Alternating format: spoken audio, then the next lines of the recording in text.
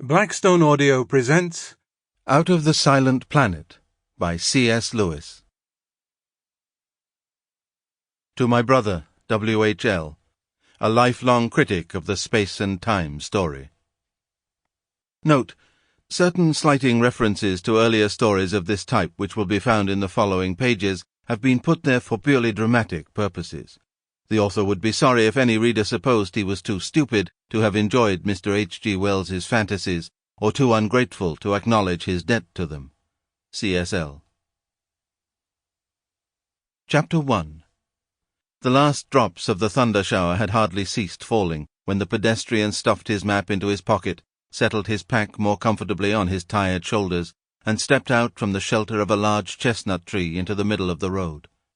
A violent yellow sunset was pouring through a rift in the clouds to westward, but straight ahead over the hills the sky was the colour of dark slate. Every tree and blade of grass was dripping, and the road shone like a river.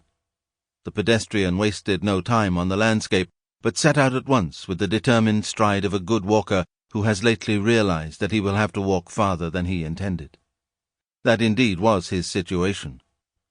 If he had chosen to look back, which he did not, he could have seen the spire of much Narrator, and, seeing it, might have uttered a malediction on the inhospitable little hotel which, though obviously empty, had refused him a bed. The place had changed hands since he last went for a walking tour in these parts.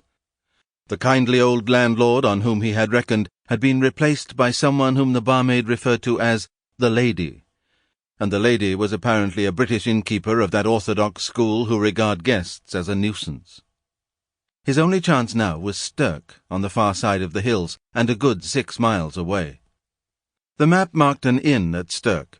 The pedestrian was too experienced to build any very sanguine hopes on this, but there seemed nothing else within range. He walked fairly fast and doggedly, without looking much about him, like a man trying to shorten the way with some interesting train of thought.